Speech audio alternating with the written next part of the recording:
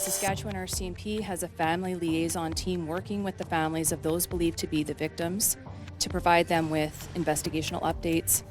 Tonight, an update from Saskatchewan RCMP on the 4 people who died in the Kettle Nakota Nation on Monday. We teach in this program, some basic hand gestures that can actually protect you in an assault. And a Nunavik women's group is helping teach women how to defend themselves.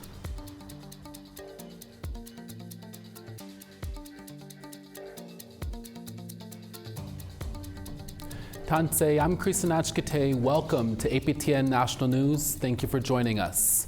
Following an afternoon press conference in Regina, Saskatchewan RCMP say the 4 people who died in a home in the Kettle Nakota Nation on Monday night were believed to be victims of a targeted attack, and they believe there is no immediate threat to the public at this time. I want to begin by sharing condolences on behalf of the RCMP. Saskatchewan RCMP Major Crimes was not able to identify the 4 victims found dead inside a home in Kettle Nakota Nation on Tuesday morning, as police are still determining their identities and working with the families. But police did say they located 2 adult females and 2 adult males, all deceased in the home. The Saskatchewan RCMP has a family liaison team working with the families of those believed to be the victims to provide them with investigational updates and connect them with the necessary support services. RCMP say they are still determining whether or not the quadruple homicide in Kettle and the firearm incident in Zakame are related. On Tuesday at around 11:15 a.m., the File Hills Police Service received a report of, quote, sudden deaths in a home in Kettle. They found 4 deceased victims in a home in the north end of the reserve and called the deaths suspicious. In a post on social media, CTK Chief Scott Ashapi said there was a break-and-enter in a home on Monday night and a homicide investigation was underway. Then at 3:15 p.m. on Tuesday afternoon, RCMP received a report of a firearm incident in Zakame, a First Nation located near Grenfell and about 40 minutes from CTK. During that time, the neighboring Cowessess, Kakawishtahaw, and Ochapowace First Nations released public alert notices telling their members to lock their doors and stay vigilant. Both Cowessess and Ochapowace named 2 suspects, including 29-year-old Keegan Panapakisik, as a person of interest who was involved in the firearm incident and could be connected to the CTK deaths. A heavy police presence in Cowessess and Zakame followed, with police searching for Panapakisik in various homes. Saskatchewan RCMP said it carefully monitored the situation, including assessing whether a dangerous person alert was required.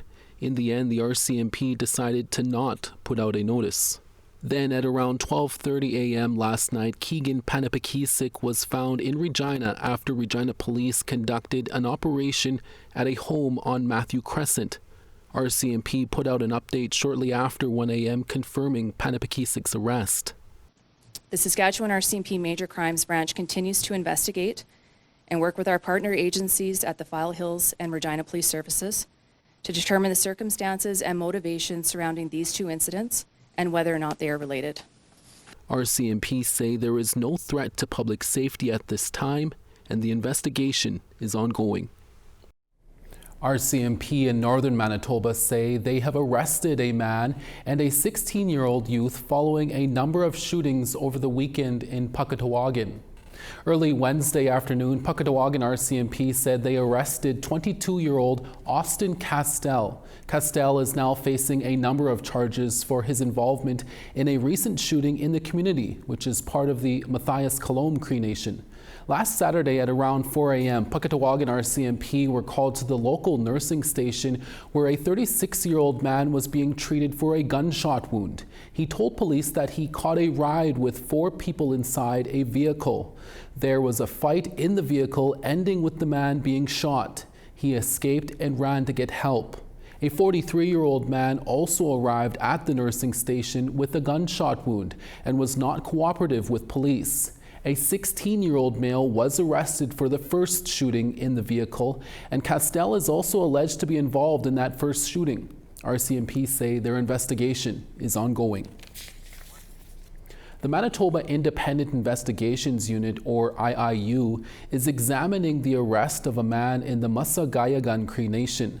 They say it's in response to a citizen complaint referring to a video of the arrest that was posted to social media. Sierra Bettens has this update and a warning that the content you're about to see may be disturbing to some viewers.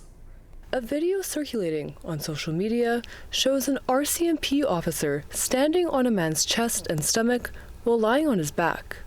On Monday, after being contacted by APTN, Moose Lake RCMP issued a press release about the incident. It said that on Friday at 4:40 a.m., Moose Lake RCMP responded to an assault at a residence on the Pukatawagan Cree Nation. Officers attempted to arrest a male suspect, but he resisted and became combative. They then deployed a conductive energy weapon on him and recruited a third officer to carry out the arrest. 22-year-old Matthew Kakagamic of the PAW was charged with 2 counts of resisting arrest, 4 counts of assault causing bodily harm, 2 counts of assault on a police officer, and assault while choking.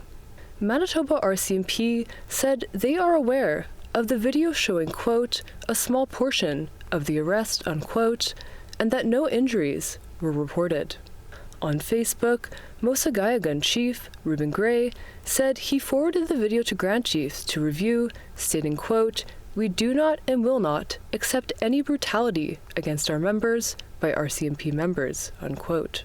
Witnesses and anyone with information related to the arrest are advised to call the Independent Investigations Unit at 1-844-667-6060.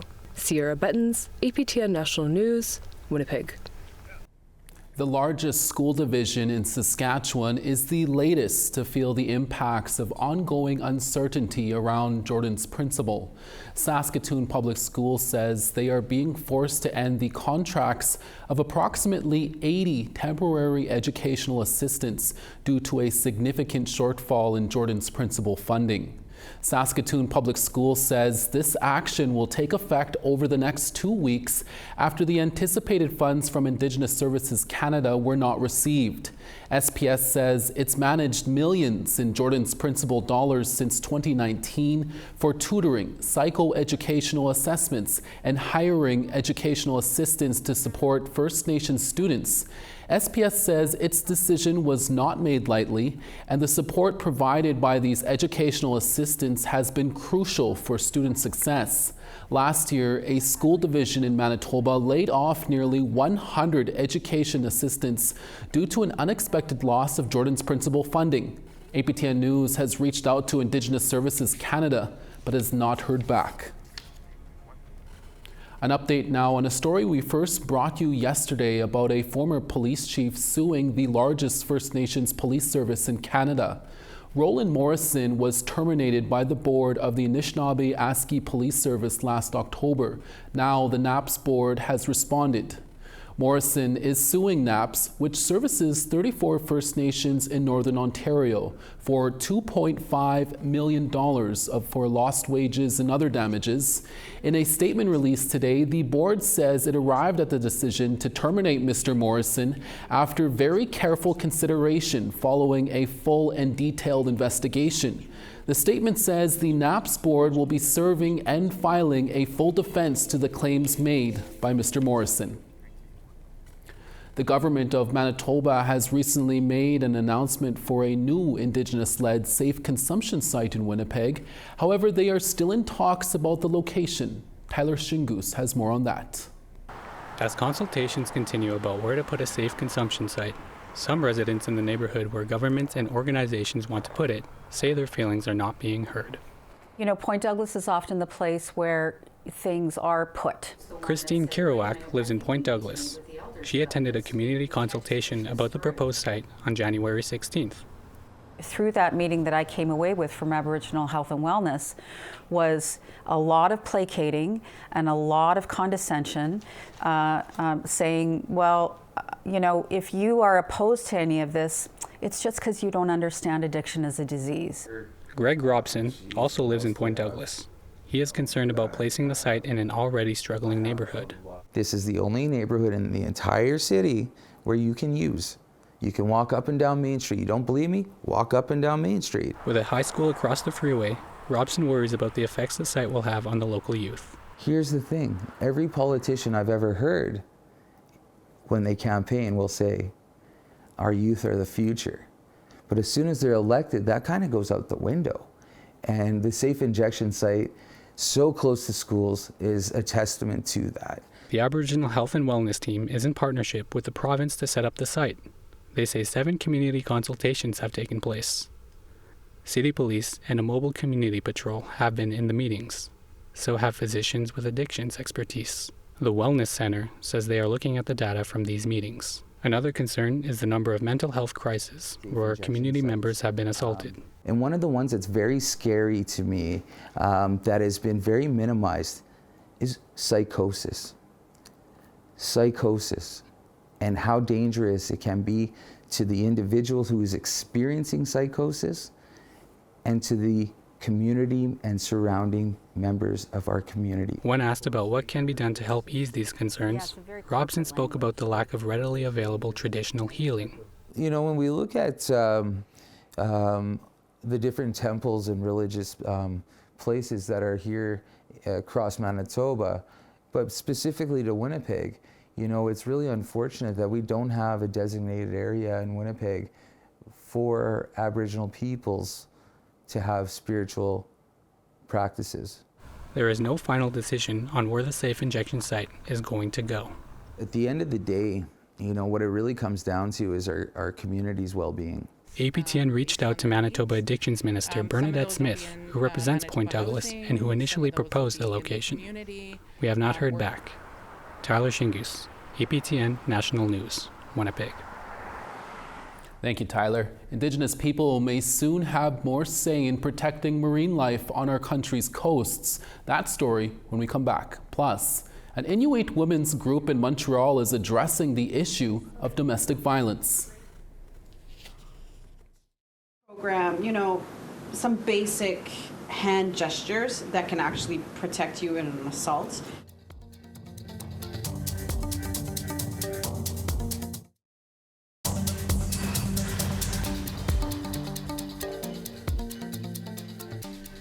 Welcome back. In Nova Scotia, the Minister of Transport and Internal Trade, Anita Anand, made a stop at a Mi'kmaq First Nation on Tuesday. She announced that the federal government will invest $25 million under the Oceans Protection Plan to continue to strengthen the role of Indigenous communities and manage marine safety. Anand made the announcement at the Millbrook First Nation Cultural Center just north of Halifax. She said $109 million will support the Maritime Situational Awareness Initiative. That initiative provides marine safety and environmental monitoring. Minister Anand also said an additional $16 million will help 36 Indigenous communities across Canada hire Indigenous marine coordinators. They will help design ocean protection initiatives. The Millbrook First Nation is part of the Oceans Protection Plan program. Chief Bob Glode says the additional funding will mean a full-time safety marine coordinator in his community. To ensure their well-being and their safety for our community. Because at the end of the day, it's about bringing our fishermen back home safely and securely so that they can continue to enjoy their life and also with their community, but it's part of the capacity building within our team. A Montreal and Nunavik-based Inuit women's group is taking the issue of domestic violence into their own hands. As APTN's Savannah Craig reports, Satarovit Inuit Women's Association of Nunavik is teaching Inuit women in and outside of Nunavik how to react to intimate partner violence through self-defense. The best weapons that you have as a woman are your hands, and especially your nails. And those are lethal. This Inuit women's group is teaching women how to protect themselves through self-defense. So can you imagine if I raked you with fingers? That would hurt. Satarovit Inuit Women's Association of Nunavik is hosting workshops in and outside of Nunavik. The group is teaching self-defense tactics for women to react in situations of domestic violence. We teach in this program, you know, some basic hand gestures that can actually protect you in an assault. Nancy Ann Gray is the executive director of Satravit. She's running the program. Where's my face? In between Right your... here. There it is. Grab okay. it. Grab fingers into the eye I'll just pretend. and pull back. These workshops were recently hosted in Montreal, Kuujjuaq, and Pervernatuk. Gray says the need to teach Inuit women how to defend themselves signals to a larger issue. There's a lot of intimate partner violence. There's a lot of domestic violence that's happening in Nunavik. It's also happening, elsewhere in Canada. Between 80 to 90% of Inuit women are facing conjugal domestic violence with intimate partners in Nunavik. She says her desire to teach other Inuit women stems from her own experience with domestic violence. I was tired of having black eyes. I was tired of getting bruised on my body. I was tired of not being able to defend myself or my children. And I know that I'm not the only one. I know there's a lot of women that feel that way. So I thought, why not have a self-defense course starting in Nunavik, but by Inuit women? The group suggests these tactics as an emergency response. I have no way of stopping this large, angry, drunk man. And that if an individual must defend themselves, the first step is to leave the situation immediately. So I'm not going to do that, but I will be able to take care of the children, move them out of the situation, call the police. Gray recommends the individual goes to a shelter or stay with a friend. But support services in the north are limited, with only 70% of 51 Inuit communities in Canada not having access to an emergency shelter, according to Indigenous Services Canada. Pull, hand in the face, and find the eye, and push. Rob Andres is a violence prevention specialist with Street Safe Self-Defense Training Company. He says these workshops teach women about more than just self-defense, including the cycle of violence. Now, all of a sudden, we start coming back around this cycle where alcohol is reintroduced, the argument starts, the violence becomes prevalent, the victim becomes injured, and then the love bombing cycle happens again. And what we are trying to do through this program is educate women on how to identify it and how to manage it. The course also addresses the cycle of intergenerational trauma. Gray says to permanently end this issue, support needs to be provided for both parties in a couple. I know that the abuser usually has gone through so much trauma as well as an individual, and they deserve recovery as well. So I think that a focus on both the abuser and the abused and education about violence would be a great way to reduce violence. Satravit will continue to offer these classes to Inuit women outside of Montreal. So we're planning to do this every 5 weeks in various communities on the Ongava side, on the Hudson Strait, and on the Hudson coast of Nunavik. So we teach women to push up on the chin. Savannah Craig, APTN National News, Montreal. And what we do is... Thank you, Savannah. We have a photo of the day and weather up next. Plus, we'll tell you about a late elder who was a strong advocate for protecting the land. We'll be right back.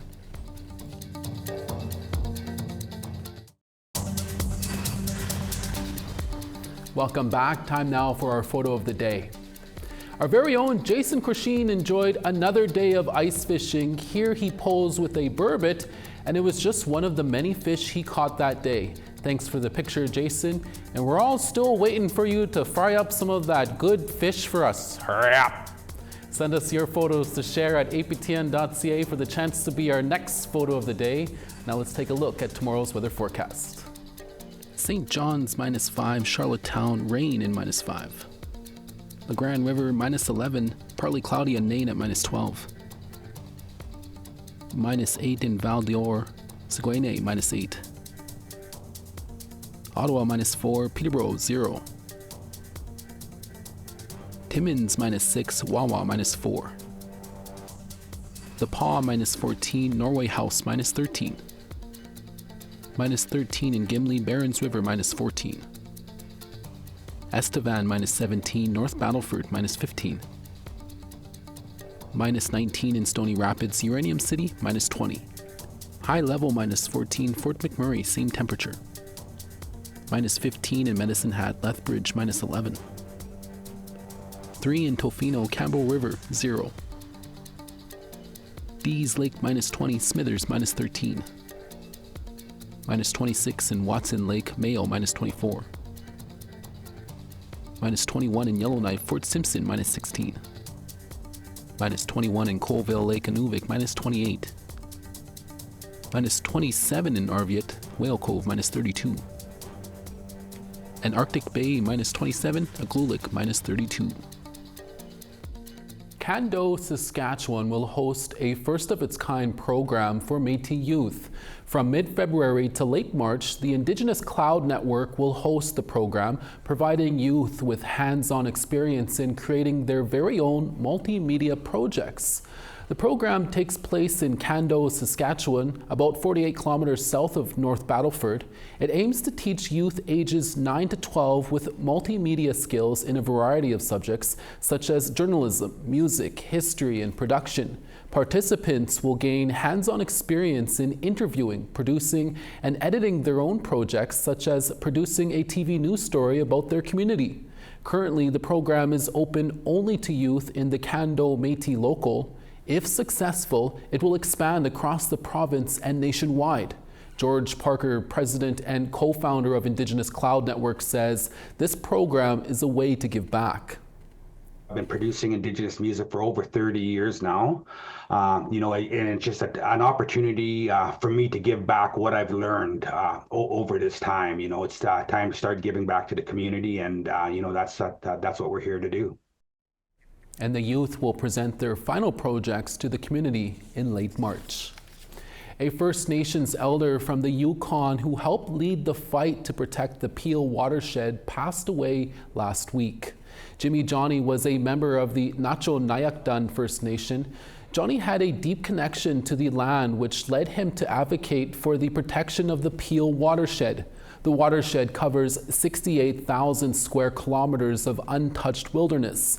Johnny was a common fixture at protests aimed at protecting the Peel from industry. After a years-long court battle, the Yukon government and impacted First Nations signed a land use plan protecting 83% of the Peel from industrial development. Johnny's friend of 35 years, Kevin Barr, says he will be remembered as a kind person who cared deeply for the environment. He cared about the Yukon, he cared about the land, he cared about, he walked, he lived his stories. It was a way of life. Jimmy just lived his life. And that's your evening newscast for this Wednesday, February 5th. We're back again with your daytime newscast tomorrow. Make sure to join us then. From all of us at APTN National News, hi miigwech masicho kwana. Thank you for watching, and we'll see you again. Ekse.